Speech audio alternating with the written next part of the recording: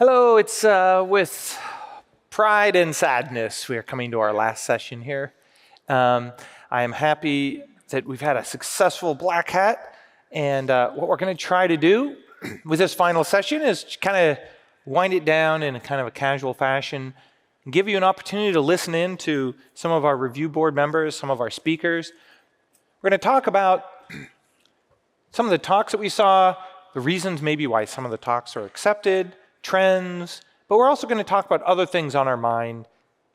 And we want you to sort of feel like you're in the audience watching some experts have a conversation.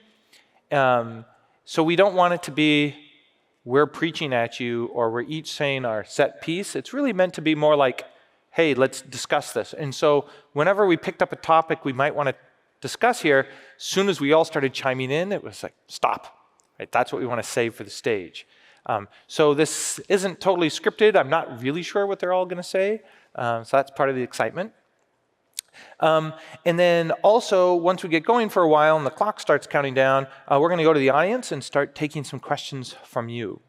And you don't have to ask questions based on exactly what we said. You could ask us about whatever. Now you're part of the conversation. So when you do that, just come up to these microphones, introduce yourself, and ask your question. But please ask a question. This is not your opportunity to give a speech. So ask us a question, please. All right, so now I'm going to introduce our panelists and bring them up one by one. I'm going to be hiding in the middle. And so we're going to start on my right. So they'll walk all the way over here. Is Abbasi, CISPA Helmholtz Center for Information Security. Come on up.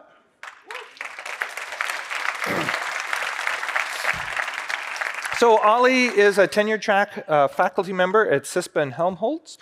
His focus is on embedded system security, security of mission-critical real-time software, and secure space and automotive systems. And he currently leads an embedded security group at CISPA. Yay! Hey, hi. Okay. Good evening, ladies and gentlemen. Black Hat 2023 is now finished. Please make your way to the nearest exit. Thank you. Somebody has hacked the wireless microphones. Next up is Jiska Classen at the Hasso-Plattner Institute. Hello, Jiska. Jiska focuses on wireless and mobile security as a researcher when digs into iOS internals, reverse engineering, wireless firmwares, and analyzes proprietary protocols. And most recently has uncovered vulnerabilities in ultra-wideband distant measurement and reverse engineering of Apple's AirTag communication protocol. Okay, so then on my left will be Vandana Verma from Sneak. Come on down.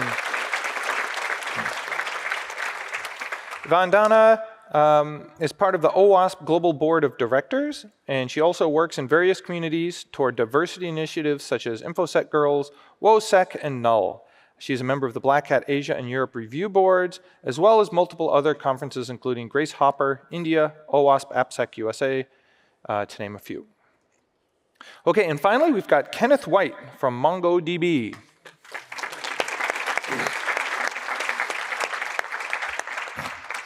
Kenneth is a security engineer whose work focuses on networks and global systems. He's the co-founder and director of the Open Crypto Audit Project and led formal security reviews on TrueCrypt and OpenSSL. He currently leads applied encryption engineering in MongoDB Global Products Group. Okay, so that's us. Now, before we get started, there's always the first question. Who wants a beer and who wants water? Beer, water. Water? You can say it out loud. It's Water. okay. It's not a secret. Water. Water it is. Yeah. Thank you. Water? Water it is. Water. Water it is. I wouldn't go against it. There we go. Okay, no problem. I'm thirsty, though, so I might have to beer. That's me. You know what that means? It just means at the end of this session, there's more beer to give away to you guys. So, I mean, we've already paid for it. No, you've already paid for it. What am I saying? All right, so now I've got in my notebook some questions to get the conversation started. We basically kind of polled each other to figure out what we want to talk about. and go from there. And I think the logical place to start for a day 2 Locknote is to start with the day 2 Keynote, right? So anybody want to reflect on anything we saw from Joe Sullivan's talk this morning? Was anything sort of really stood out at you? I mean, I've got some thoughts, but... Yeah, I really enjoyed that talk. The whole thing of like being a CISO and all the responsibility.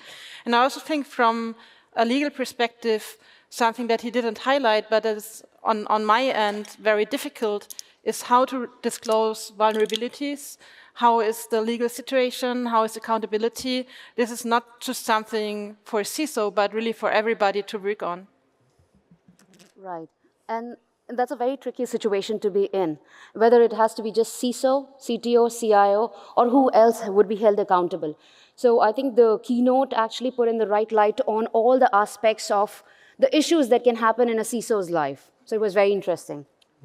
Yeah, I think, not to correct Joe, but I think maybe Microsoft was the first to develop the coordinated vulnerability disclosure, or what do they call it, responsible? I forget what it was originally called, but I think a lot of that work was Microsoft's Security Center, but it was really awesome to see, here's someone who's leading edge, kind of pushing the envelope, trying to get these programs implemented at every company he's at, and it's kind of like he didn't really get much credit. I guess he got credit for it at sentencing, right? They took into the totality of his work into sentencing, but where's the CEO in that? That was really, if anything is going to change the behavior of companies, it's going to be when the CEO has to show up. Yeah. And until that happens. But I think you brought up one point, which was, now let's say he wasn't the CISO, let's say he was researcher. Like, how much does that change his story, right? Because he was saying...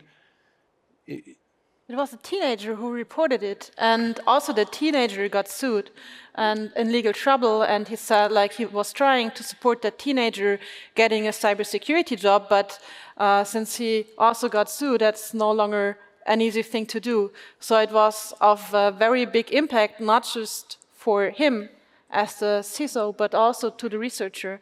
And that's, really a big pitfall and something I would not have expected in that story. Yeah, you would think that you could report something and the company could say, yes, we indemnify you, you did the right thing and told us. But as a researcher, if they don't say those magic words, it's almost like for the initial connection, I guess you want to be anonymous, and then the moment you know things are okay, you don't want to be anonymous, right? So it sounds like it's still not sorted out.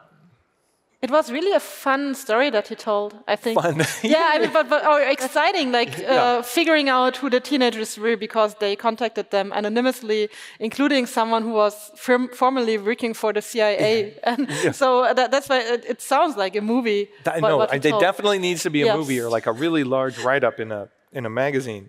Yeah. I just worry about those stories, right? If those are the only tools we have, like this whole balance between the enforcement by, or legislation by enforcement versus the bright line legislation, it really feels like we need to move into an environment where we all know where our red lines are. Yeah. But then it puts a light on something else as well. When you talked about security researcher, a lot of us are security researchers here. And when you do the security research in your own company and you go here and there, they can sue you too. But then there is no clear line till where you can reach or where you can go. So I think these issues discuss that as well. Yeah. Any thoughts? Negative. Okay, great. There is no requirement that you speak up. If you have nothing to say, you don't say it, and we can move on to the next question. Okay, so compared to, I guess, yesterday, there was some talk, I think, at the keynote, or some of my comments maybe, around the supply chain and around SBOM and HBOM. And maybe that was more like an aspirational thing I was talking about, saying like, hey, this is coming, and sort of people will poo-poo it and say that it's not perfect. And then you get in this argument like, well, better is the enemy of perfect. But isn't it nice to have something that's slightly better than, and then we can always improve it, right? There's no reason why it has to be SBOM forever. It's like 1.0 and 1.2 and 2.0. We can improve these things as we learn. Anybody have any thoughts on the I guess utility of SBOM, or basically what SBOM? Not it doesn't even have to be SBOM. It's that customers want to know what the hell is in their software. What risks are they taking on? What third-party risks? And if there's a better way of doing it than SBOM, great. We would probably do it, but we've kind of settled on SBOM. And that desire is not going away. So if it's not SBOM, it's going to be something else. People are still going to want to know what's in their software. And the trust us, you know, we know what's in the software and you don't have to know about it. That's not going to work, right? So do you feel that there's going to be increasing pressure to sort of reveal the ingredients list? Or do you think like we'll do this sort of SBOM and then, hey, that's good enough, on to the next problem, like, you know, victory and move on? I think the problem is that it's a surrogate, right? So one of the things I do in my day-to-day work is occasionally I'll see security researcher reports. And some of them are like mind-blowingly interesting, and others are like, I ran Nessus, and here's a 60-page report on why this marketing website has TLS11, and so it's devastating. Right, and I worry that some of the SBOM enthusiasm is just going to lead to the mechanics of like a checklist. Oh, you've got this component, this library, whatever. But when you actually talk to the developers and engineers and do the data trace, it's nowhere near any tainted data. It's not in the data flow path. And so I think SBOM is aspirational. I think it's great. I think there's going to be, as we talked earlier, all kinds of sort of automated, scans and searches, and a lot of third parties are stepping up to say, we don't care what you, the vendor, are doing. We're just going to do it ourselves. But I think what I'm not hearing a lot in that conversation is how about net bombs, right? There's a whole class of software that could have just shut SolarWinds down. What's a net bomb? A net bomb, sorry, the network bill of materials. In other words, I've got this library component, or I'm part of a service, a cloud service or something. I'm going to give you an inventory of exactly who should ever talk to this endpoint, or this, this scanner, this system. Sort of like a markup, an XML, a markup language of what's permissible to, who's permissible to talk to. That's right. I basically, I know these 5 API endpoints. They're known, they're tractable. Anything else is likely to be command and control or something else fishy. Yeah. Right. It sounds so simple and basic, but it's also fairly easy. Vendors may not have any clue the 27th layer down in their Java or Node stacks, what Java library or whatever that's vulnerable. But they certainly know their own service points that are calling out to the mothership. They certainly know, what can be whitelisted, what can be allowed. Wouldn't it be cool to get sort of like instead of like an IOC description file, you get sort of like the reverse. The reverse. And it's like, I'm going to resolve these 10 host names. I'm going to connect to these net blocks or AS numbers. I'm going to try to do these 3 things. And that's just like, oh, and the next version of the firewall, I can import that. Boop. And now it's the description file is imported. It's like, wow, that'd be cool. Yeah, I mean, in Mandiant's write-ups, they were pretty clear. Like, yeah, it wasn't until we saw the outflow that we're like, what the hell is this? Is that a CNC? Like, why is this connecting in-house that we don't even know what that is? We've never seen it before. That's incredibly valuable, but it's valuable in a way that's so fundamental that I think people kind of like skip over it. It's like canaries, right? We talked about on networks. You drop a few of these things in, and they're not silver bullets. I'm not making that claim, but you probably shouldn't be having SNMP probes on your exchange, endpoints or whatever. Like, that's really weird and anomalous. I need to alert early on that. And I think it's kind of the same thing. We could do a whole lot better early alerting on those things if it was possible.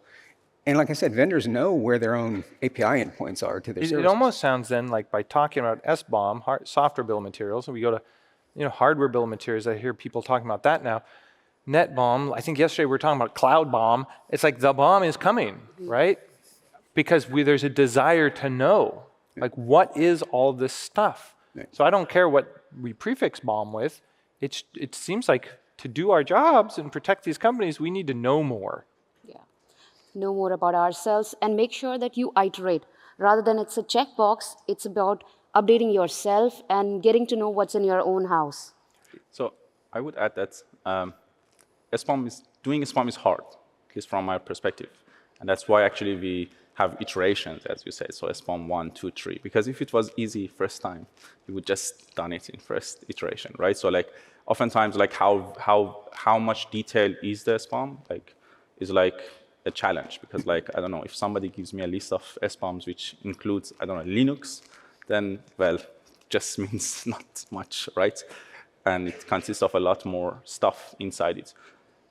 One part which I think like sometimes it works very well is like when the government legislates something, and then they push for like a specific domain, like to fix their problem. So critical infrastructure, or recently with automotive domain, with UNR 155 standard, which basically pushes automotive makers or OEMs to like fix their problems, bring cybersecurity management system to their products. And then you see the push from the upper management to fix these things. And then they are gonna look for the details, because kind of in these legislations, they make like management level or C-level, like, or upper C-level, like management responsible for the issues, like personal. Well, and it's interesting too, because we look at it from our perspective as like, boy, that'd be great from a researcher perspective to know that this vulnerable version, and we can, but it also turns out on the other side, let's say there's the next log4j or whatever, you want to be able to hit a button and say, where's the log4j in my company? Or the other way around, you want to, the person dealing with log4, you just need to have less people bothering you. And I heard from a lot of manufacturers, they did nothing but answer the phone that day. Do I have log4j? Do I have does your product have log4j? Did I buy log4j from you? And it would be easy if they're like, it's in the SBOM, it's on your alert interface or whatever, right? The company doesn't have to tell every customer on the phone, no, you're okay. See, check your SBOM. So there's multiple uses for it. But I'm wondering if it's always that easy now that we have like ChatGPT and Copilot helping people to write code. So maybe they even copy the same issues into the code, and it's not really in the SBOM, it's just like somewhere the same bug in another piece of software, and that's much more intransparent. I think, though, those would slowly get squeezed out. I mean, that's not I worry about the arguments to not try, because we might have a problem. It's like, oh, darn. And I think we were talking earlier about these companies that maybe don't want to do it, or they're worried about it. And I was cracking a joke, but I heard from somebody yesterday, they said, it really doesn't matter if you don't want to do it, because I'm going to do it for you. I'm reversing your product, and I'm open sourcing it, and I'm putting it on GitHub, and anybody will be able to check your commercial stuff. And if there's a problem with it, you're happy to correct it. But if you're not going to publish your own SBOM, hey, I'm doing it for you. And it's like, whoa, that's cool, right? So it will be one way or the other. This information is going to start coming out. I think the problem was there's no real structured way to come out. And as soon as we have this sort of definition, and then we'll look for the black hat talks about all the ways to get around the SBOM whatever definition thing. I would add that there are still some technical problems as well, especially for like not open source libraries and stuff, like how you are gonna like identify those components, especially if you have a sub-supplier or a supplier of a supplier of a supplier, right? So like then like it gets very hard and tricky to identify those components. So I'm going to take us into a little bit of our, since we're kind of drifting a little bit toward policy, I think we'll just go there. And this is sort of the policy colliding with the technical. The policy desires colliding with the technical reality of what's possible or what should maybe be done. And one of the things that we came up with immediately, because today is December 7th, in the EU is this eIDAS mandatory sort of web PKI cert inclusion in web browsers, which is mind-boggling, but it kind of emerged from a desire to try to protect. And it feels like some policymakers mean well, but they're going to cause more harm, right? And so we're in this sort of delicate, dangerous period where we have to try to like help shepherd them to where, yes, we can make things safer, but we don't have to, burn down the house, right? There's other ways to do it. And not being super familiar with the issue here, anybody who is familiar want to talk about it a little bit? To kind of set the stage of the tension. Sure. Ladies first. Okay, so I start and you go to the details. Like, so eIDAS sounds a bit weird. It's actually about digital identities, but it comes with an Article 45, and that's the thing that you were talking about, this web PKI stuff. And I feel the discussion about this is super difficult because it's a super technical topic. So before we had chat controls or image scanning on client side or something like that. So people know I don't want to give my images away to someone being scanned. I don't want to give my chat messages away. But this whole Article 45 and PKI stuff is weird and difficult to understand. So maybe explain a bit more about that. Sure. So first of all, like, I think the original intention was maybe from politicians' perspective was positive. So I don't know, you want to have like lots of digital services you have, like your driving license, your healthcare card, like all of these things, your ID, inside like a mobile app which is issued by your government in the EU, and then basically you can actually use it when you are traveling or when you are going somewhere in government office and use the services there. So the intention seems okay, but like the implementation oftentimes just doesn't work very well because like people who are like designing it, like, or people who are like pushing for this are, let's say, not expert or like not always like have a best understanding of the situation and the consequences which it can have, right? And in this case, it means that like not only the problem is that like you are gonna have the certificates, for example, issued by the government, but also that you cannot check this, check them for the same quality that you apply or the quality checks you are applying for other certificates. Meaning they didn't have to comply with SunTrust or some of these other requirements to be a CA. Exactly. So like if you are like issuing a CA like for like people or like for like in the browsers, like the problem would be that the browser is gonna just revoke your rights because like they see that you are not qualified. Like, when Firefox revokes like Greece's national cert, there's going to be some drama. Right. So the problem here is that you don't have that as well. So specifically, it's being asked that basically they don't check for this kind of requirements, and then and that's basically the second problem of not just putting a certificate issued by the government, but also like not doing a quality check, and then it also sets a precedent, right? So well, that's what worries me. If it's good enough for Greece, why isn't it good enough for, you know, Argentina or Cuba or North Korea or whatever, right? I mean, you've created the precedent. Yeah. We're a government too. We want to provide services. Let me make a prediction. Two things are going to happen. The investment banks and the Fortune 50s of the world are going to say, you know what, I already have excluded most of the 5,000 intermediaries in my root trust, this country or that country that I have no idea what they are. We're not talking about GlobalSign or DigiCert, you know, these major ones. It's just going to get a group policy and it's going to get wiped. And then for everyone else, consumers and sort of less sophisticated companies, it's going to open a massive surface exposure. And that's just it. If you don't follow the baselines and you're not held accountable to it, then whatever the good intentions are, you're basically, you know, setting yourself to be man in the middle from anywhere, right? That's a problem. That's a real problem. And it's a problem not just for browsers, but it sounds like that's the current scope, is it's just end-user browsers. But imagine if that same approach were used towards, you know, routers, you know, hardware firewalls, VoIP systems. I mean, it's just... Yeah. It's sort of like a backdoor, well-meaning, but and so then maybe the other aspect to this is like, well, how did we get here? Where were the rational voices in the room? How does it get to this point without? Yeah, where were they? Yeah, without people saying, "Hey, hands up," you know, heads up. Yeah, but the whole discussion around eIDAS was super weird with counter arguments, and because it's difficult to understand what it does, also the arguments were misleading. And so basically what it does, I mean, encryption is still up to date. You use the latest encryption. It's just the root of trust where you add specific countries which can now issue certificates. Your door is still safe. You just gave me a copy of the keys. Yes. Your door is fine. Yeah. So that's the arguments of them. And then they say like, yes, but NSA can also get into your traffic and you're also fine with that. So why are you not fine with European governments getting in there? And so because NSA maybe already has Maybe a or maybe key. not. Yeah, Right. maybe. Yeah. Because they have to work for it. They don't just get the key, right?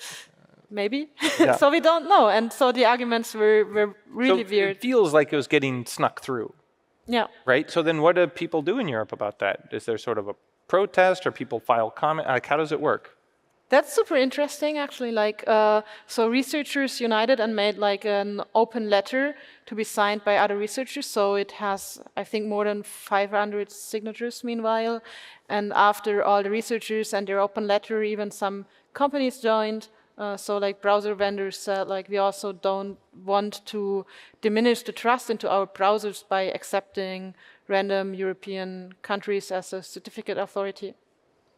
And so when will we know what happens? I think the decision, like it was moved to today. I don't know yet. So there was supposed to be a decision last week, but they messed up with some, I don't know, technology. Yeah, so their tool made some lines duplicate in the law, and then like. Or So I had to clean up the markup language Yeah, before they yeah, could. Yeah. Okay, so it's going to be pretty soon. Yes, So it'll be the next big drama. probably. So what's does anybody know of any other drama coming up? Is anything else like this? So actually, like exactly something very similar. So SBOM, like which basically for child sexual abuse, like countering child sexual abuse and scanning like your phone contents. This is the scanning a fingerprint of the photos you have against a known abuse database of bad images, and if the fingerprint matches, something Yes, there's an alert. And I think generally, like just before looking at it, the problem is that the openness. So like being open about like what's, for example, government officials are doing about this. And I think that's first raised the concern that, hey, we don't know what's going on about this legislation or like what you are planning. And also oftentimes, so like some privacy advocacy groups like trying to get information, and then you see that's, I don't know, EU commissioner like not providing those information, and then it raised a red flag that, hey, it seems like there's something going on here. Right? Why wouldn't you tell us? Exactly. And then And doesn't this seem like a retelling of the Apple brushed up against this automated scanning? Right. And then they sort of educated themselves, or maybe that's a polite way of saying it, but then they backed away from it. yeah, I think they had good engineers and they told them that it's not yet there. Well, I think the danger is if you're scanning on a signature for CSM, you could also be scanning on a signature for, I don't know, a Winnie the Pooh movie. Yeah. Or scanning on digital signature of a document that is being leaked or whatever, right? Next thing you know, who gets to put in signatures into the database? Whoever can do that can, right? Yeah. And so I think maybe that's when Apple or started to realize this is a bigger issue. It came from a good place, but it could run out of control quickly. Right. And also I think technologically we are not yet there. So like we are like at least 5 years away from like having something which is like reliable. So like we know that technology like it's not fully 100% Not ready for like prime time yet. without like false positives. And that's basically caused lots of pressure. First, imagine you are somebody who gets accused for A false positive, it'll destroy your life. yes. Isn't it like we want privacy, but we're going to play around with your privacy? Right. So it's going to be very tricky. I think, but generally, like, openness is like important. It's like maybe with some like standards which government bodies also develop. I always thought like one of the strengths of Black Hat, and DEF CON and other conferences is that as we're researchers, we're one of the few groups, academics, hackers, researchers, we're the groups that are sort of creating the transparency, because companies aren't going to create it, governments don't really create it, the criminals aren't telling us what they're doing. So really it's sort of our quest while we're trying to figure out what's going on. When we publish it, we create that transparency that is pretty much lacking in almost every other section, right? And over time, our ability to either speak truth to power or create these moments of transparency actually seem to become more valuable, right? And that's not something I've fully reflected on, the importance of that. And like what you're just saying now, it makes me think over time it'll become even more. Yeah. Yeah, I mean, in the case of Apple, it was a very direct consequence, right? I mean, it wasn't just that these were fingerprints; these weren't deterministic. You know, if you had this illegal picture and it was a match, they were heuristic. And so within Oh, it was heuristic. it was heuristic. So within a few days, people were able to take an image, poison it, and then send it to you on pick your social media app, and it'd be a thumbnail preview or whatever. And you know what? You just got tagged on your phone. And then the other issue was, well, if the scanning capability exists for reason A, but it's a platform level capability, then what about operating your business in another country that declares certain dissident photos or images or whatever? Right. Those are on the blacklist too. You know, there was a researcher a while back that said something like the technology that can be commercialized to break cell phones starts with national security, and then it goes to, you know, bank robberies, and then divorce, you know, court orders, and then it goes to cops' girlfriends. You know what I mean? Like Cops' girlfriends, right? To you know, where that capability exists, it exists, and the math doesn't know an actor, a good actor, a bad actor. Right. Right. Yeah, one of the things I always appreciated about Apple was when they were in that dispute with the FBI over unlocking a phone or something, you could see the Apple, basically, this is what, I don't know for sure, I'm just guessing this is how the conversation went. It was like, we don't want to have 500 lawyers answering legal requests. Engineers, get us out of here. And the engineers are like, right, end-to-end encryption, all keys on devices. Like, we have nothing for you, government law enforcement. Sorry, no full-time employment for the legal team, hire more engineers, right? They just engineered themselves out of the problem. And I think what will happen is the more governments, or if you start to overreach, it's in the interest of companies to engineer themselves out of the problem, you know? Yeah. And that might not be the best move, but it's the rational move from a company. We have those conversations all the time where one of the things I do in my day job is we have a global fleet of 2.5, 3 million databases around the world. And we have conversations with investment bankers. And Wait, is that 3 million systems or 3 million databases on like 1,000 systems? Like how big is? No, I'm times 3. So yeah, clusters active in the world today. It's a massive fleet is my point. And so we're talking to, you know, big investment bankers, healthcare, critical infrastructure. We run entire national pension systems through some of the systems, and the conversations we have are, you know, when we had systems that were on-premise in our own data centers, there could be discovery, there could be court orders, there could be, you know, some other actions, you know, whatever, but at least we'd be aware of it, right? If They'd there was a serve seizure, you. right, if there was a litigation hold or whatever, we know that was there. In the context of cloud, you need to kind of engineer yourselves out of a job in the sense of saying, fine, I'll turn it over to you, but I have nothing to give you because I don't have the keys. And that's really valuable for a lot of customers. In fact, it's sort of critical, you know, for some of the most high value target workloads, right? They insist on it now. So then what, the customer holds like an encryption key or something? As a service provider, if the data that are stored are end-to-end encrypted, then there's nothing for, you know, that service provider to turn over to an authority, a government, a court, whatever. Yeah. Yeah. So you've already engineered yourself out of that as much as you can. To some extent, but Yeah. Those conversations are very real and they're happening every day already. Yeah.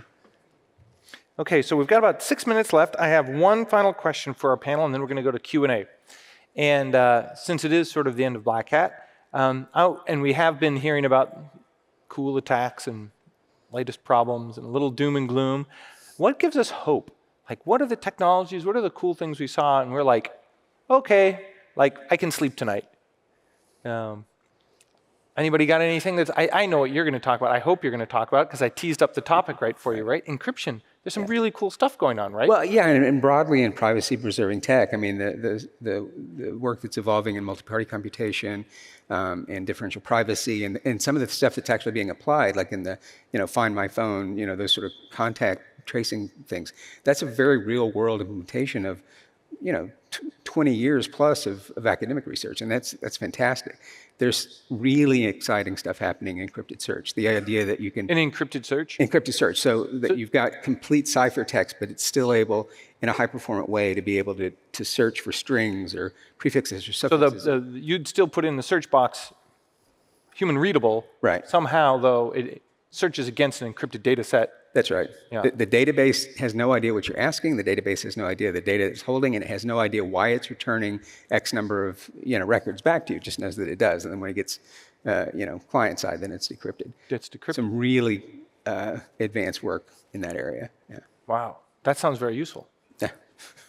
Anybody else got something? Yeah, sure. I think from my perspective, for a long time I was working on embedded system security, especially in a firmware layer. And what I see now, especially this year in Black Hat Europe, was that lots of ideas and research which was done before become as a tool. From... So it went from a hardware, an idea to a tool. Exactly. Oh, cool. Why is that? They put in the work, or there's a new framework, or... So I think there are lots of development of new tools which are coming out, and even companies I saw which are actually working on that domain. So you see that because one problem generally is that oftentimes there is a difference between what happens in the research or in academia and then what industry picks, right? So oftentimes not successful that industry picks a topic and then basically implement it. But what I see is that at least in the domain which I work personally, I'm very interested. Basically, we are seeing companies are picking it up. We are seeing products coming out of them, and we even see normal researchers are actually implementing those techniques. And so you've got some good movement in hardware security. yes. So debatable if we can call it hardware security or intersection between hardware and software. And I think there is lots of activities happening, and it's very interesting. My favorite part is supply chain security. Now we've started talking about it. Even the governments are talking about it, that we need to have software supply chain security. We need to have SBOMs. Now we talked about network bombs and cloud bombs and whatnot. So I think the talks that I've been seeing from past 2 days, they are very wide, but then they are very interestingly portraying supply chain security as well. That yes, this is something, we have it, but we need to mature it rather than saying that we don't have it at all. Yeah, it's gone from an idea to we're actually working on it. That's right. I think mobile security improved a lot when we looked also at the talks. Here was one talk about iOS security, and of course what we see are the breaches that happen.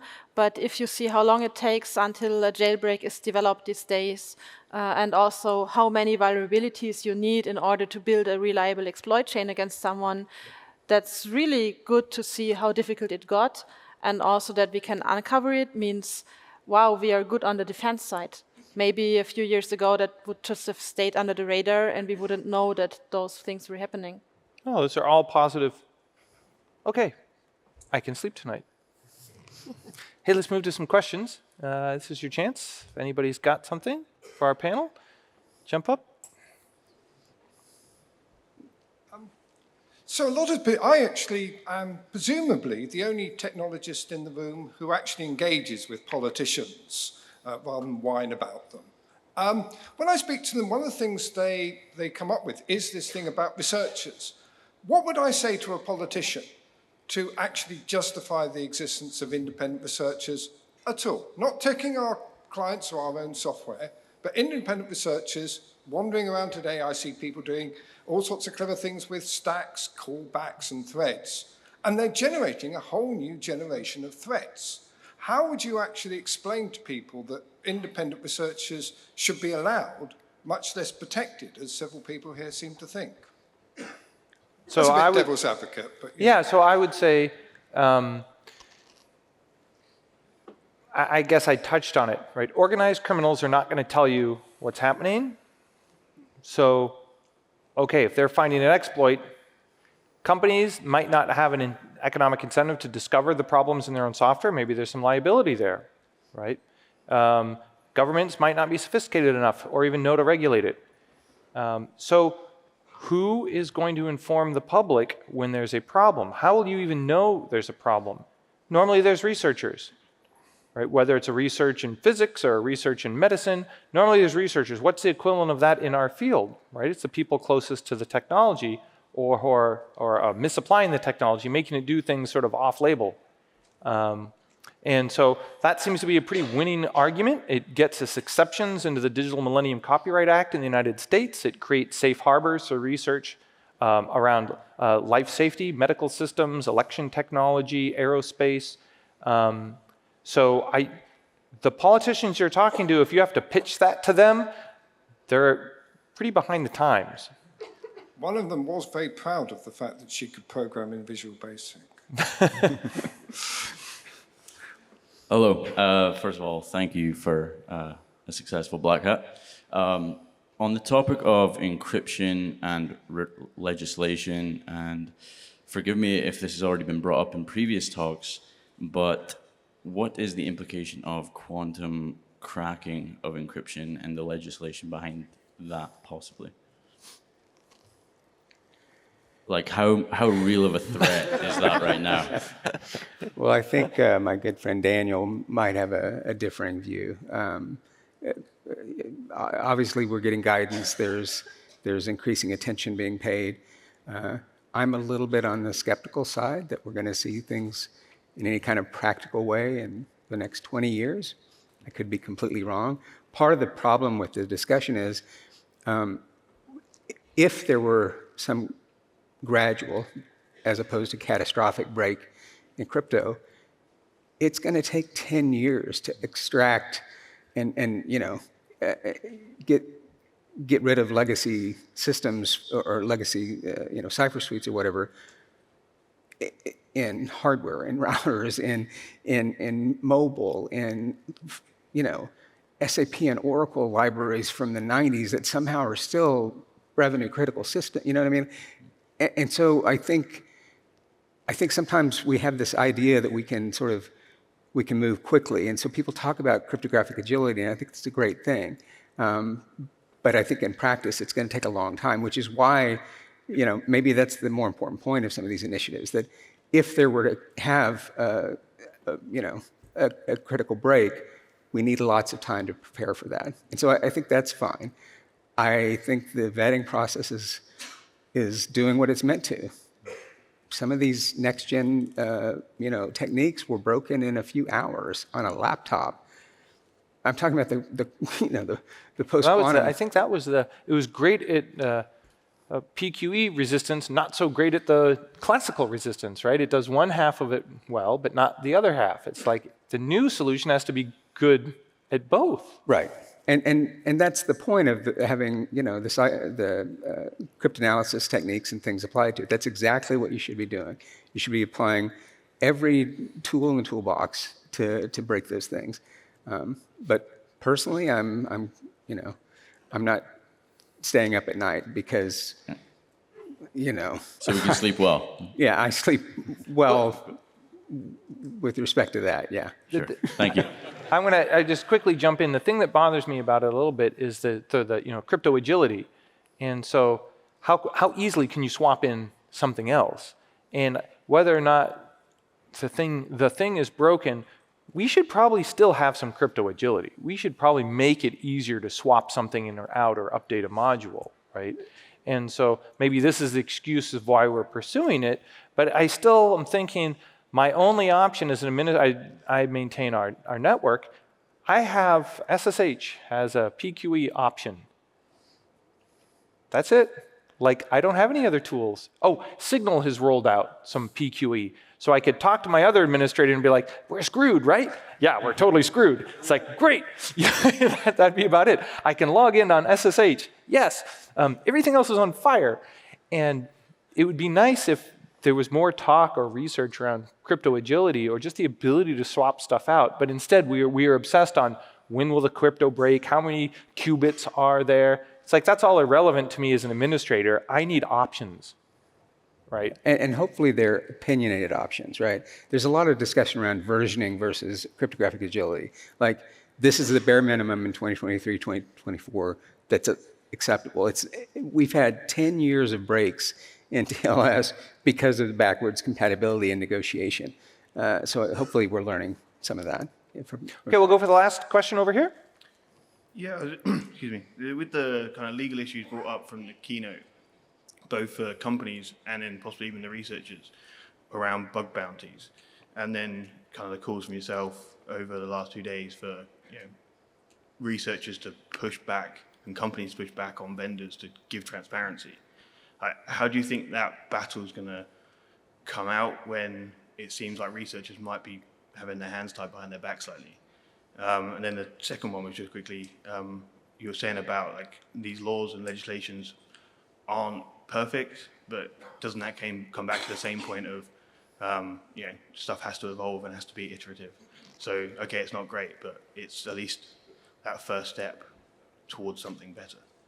I don't want to hijack it, but one thing we haven't really spoken about is I'm a big fan of laws that sunset, like it's renewable every 3 years, every 4 years, or it has to be recertified. And this is the Digital Millennium Copyright Act every 4 years.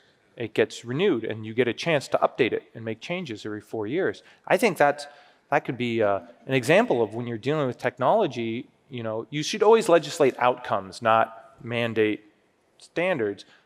But we should at least think about how we're going to make these things renewable and reviewable. I would add that, so regarding first question, I'm optimistic that researchers win, generally.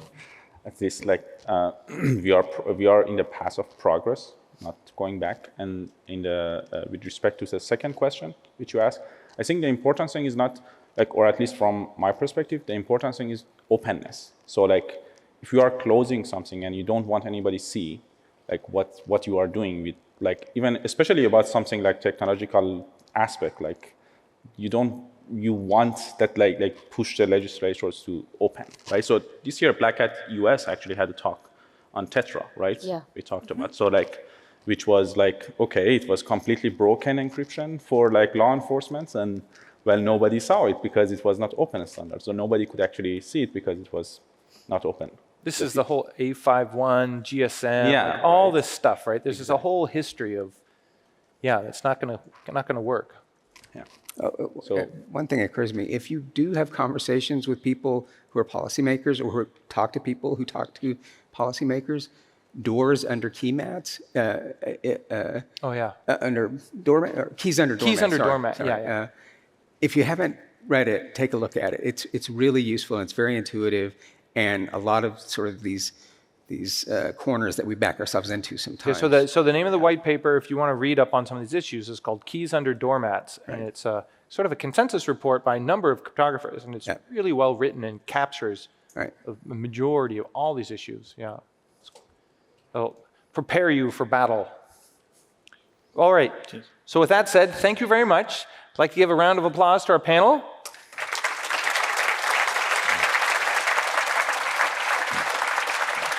And we'll be around for a little bit, and then we'll see you out in the hallway. Thank you very much, everyone. Hopefully see you at a future Black Hat. And there's some beers up here.